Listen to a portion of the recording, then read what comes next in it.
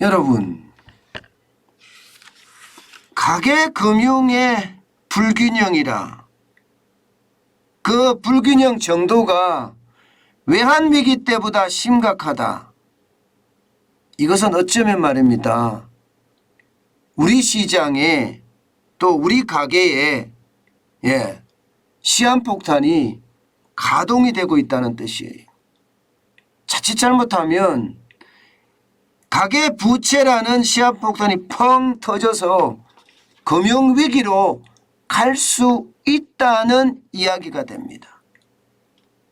여러분, 이 지표 한번 보세요.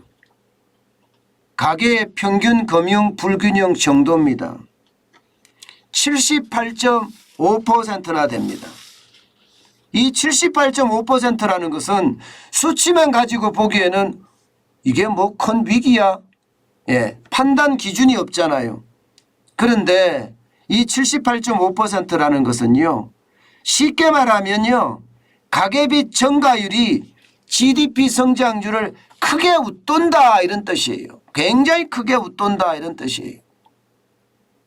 여러분, GDP 성장률이 지금 0.7% 성장하고 있는데 가계빚은 78.5%가 성장하고 있다. 이렇게 이야기할 수도 있는 겁니다. 이게 실물 경제가 물론 딱 잘라서 그렇게 이야기할 수는 없는 건데요. 이게 금융 불균형이라는 건 여러 가지 지표를 사용하기 때문에 이게 실물 경제의 어떤 수준보다가 가계부채가 굉장히 과도하게 는다. 그 정도가 금융 불균형인데 그게 과도한 정도가 78.5%가 된다는 이야기입니다. 와, 어떻게 생각하면 여러분, 이거는요, 저는 충격적인 지표가 사실 현대경제연구원에서 발표가 됐다고 생각을 해요. 그만큼 말입니다.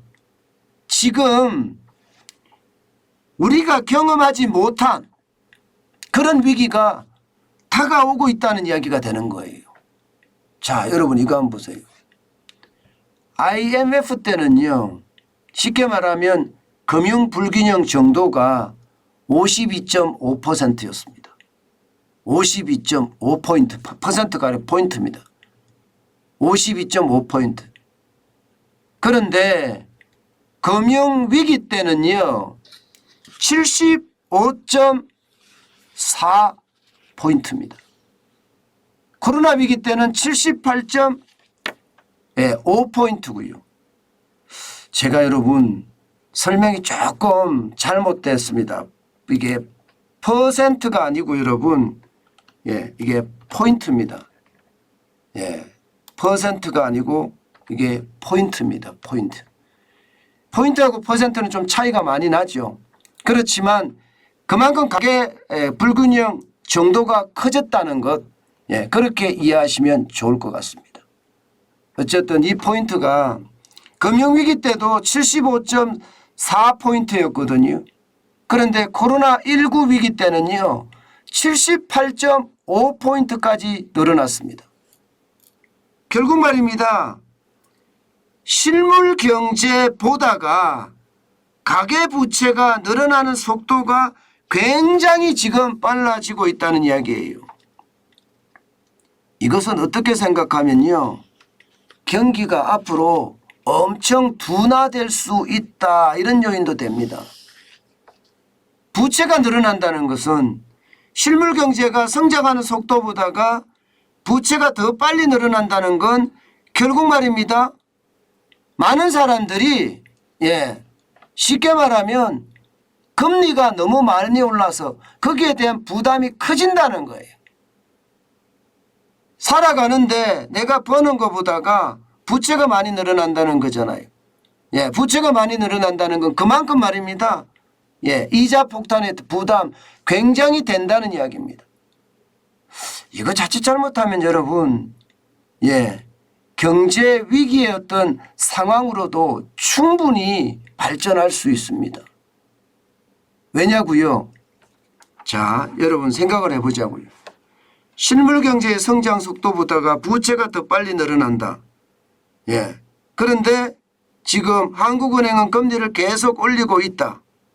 작년까지만 하더라도 작년 8월 이전만 하더라도 기준금리가 0.5%포인트였는데 0.5%였는데 지금 7월 기준으로 기준금리가 2.25까지 올라갔다. 그러면 부채가 많아지면 많아진 만큼 이자 폭탄이 될 수밖에 없고요. 이자 폭탄이 되면 되는 것만큼 어떻게 할까요? 지출을 줄일 수밖에 없습니다. 소비를 줄일 수밖에 없습니다. 실제로 여러분 소비 줄여요. 올해 들어서서 말입니다. 지금 소비를 엄청 줄입니다.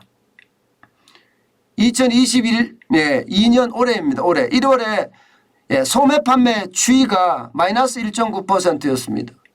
2월에는 0.1까지 올라갔긴 했지만 3월부터 내리 4개월 연속 지금 마이너스예요. 3월 마이너스 0.5, 4월에 마이너스 0.2, 5월에 마이너스 0.1, 6월에는 낙폭이 더 커졌습니다. 마이너스 0.9예요. 여러분도 알다시피 추가 경정 예산 엄청 뿌렸잖아요. 1차만 하더라도 16조 9천억 원을 뿌렸고요. 2차 추가 경정 예산은 62조 3천억을 뿌렸어요.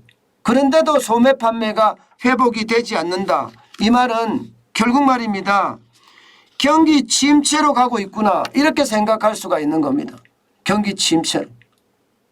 실제 말입니다. 정부는 2분기 성장률 0.7% 성장하면서 선방했다고 합니다. 1분기 1.7%니까 잘했다 합니다. 그런데 이게 여러분 생각을 해보자고요. 1분기가 왜 성장을 했을까요? 작년 본예산이 558조입니다. 올해 본예산이 607조 7천억 원이에요. 그런데 이 본예산 중에 현금 살포 금액이 굉장히 많습니다. 특히 노인 알바 말입니다. 이거요 1월, 2월, 3월에 다 땡겨다 썼습니다.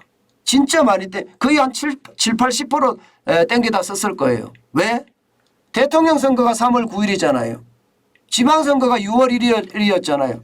다 땡겨 써서 거기서 마구마구 뿌렸기 때문에 이렇게 된 데다가 게다가 여러분 대통령 선거 앞두고 1차 추경도 뿌렸잖아요.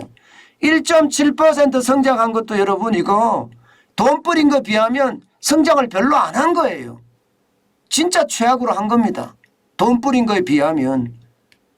작년 본예산보다 올해 본예산이 50조가 더 많은데 여기에다가 추가 경정 예산만 지금 거의 80조가량 뿌렸는데 2분기에도 0.7% 성장밖에 못했다는 건 여러분 지금 굉장한 충격이 저는 와 있다고 보는 거예요. 언제요? 3분기 어떻게 될까요? 3분기 뿌리는 거 없어요. 다 땡겨 썼어요. 전부 다. 다 땡겨 썼어요. 4분기 어떻게 될까요? 다행히 말입니다. 국제유가는 조금 떨어지고 있어요. 그러면서 원자재라고 이야기하는 에너지원, 곡물 가격, 광물 가격 조금씩 떨어지고 있어서 그나마 다행이라고 이야기하지만 과연 3분기부터 우리 성장률이 플러스를 유지할 수 있을까? 여기에 대한 두려움이 굉장히 커지는 겁니다.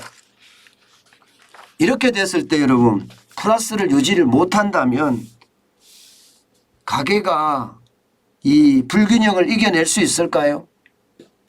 결국 점점 저는 위기가 커진다는 이야기가 그런 이야기예요. 많은 분들이 보면 지금이 주식 살 때다. 지금이 기회야. 이렇게 이야기하는 사람들도 꽤나 있습니다. 그런데 지금 지표로 봐서는요. 앞으로 더 떨어질 것 같거든요. 이게 회복이 된다고 이야기하고 썸머 랠리라고 이야기하고 지금 이제 바닥을 찍었다 이렇게까지 이야기하는데 우리 지표는 도대체가 바닥을 찍었다 하고 이렇게 느낄 만한 지표가 많지 않습니다. 많지 않아요. 그것도 말입니다. 그것도 아주 작게 있어요. 아주 작게. 바닥을 찍었다는 지표 중에 하나. 여러분도 알다시피 선행지수 순환 변동률이 플러스로 작동을 했어요. 그거 하나가 유일합니다. 그거 하나가. 지금까지 제가 보는 지표들 중에 말입니다.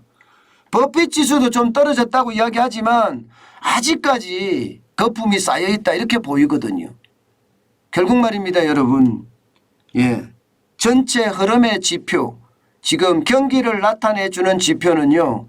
하방 압력이 더 셉니다. 하방 압력이. 그렇기 때문에 지금 부채의 어떤 폭발, 그것은 언제든 올 수 있는 최악의 상황이다. 저는 이렇게 말씀드릴 수 있을 것 같습니다. 예, 그만큼 말입니다. 가계부채 굉장히 심각합니다. 기업부채도 심각합니다. 기업부채도 심각한데 가계부채가 월등하게 더 심각하기 때문에 기업부채에 대한 이야기는 그만큼 줄어든다 이렇게 이야기할 수 있습니다. 부채공화국이란 말이 달리 나온 게 아니잖아요. 예, 저는 충격은 언제든 발생할 수 있다고 저는 생각을 합니다.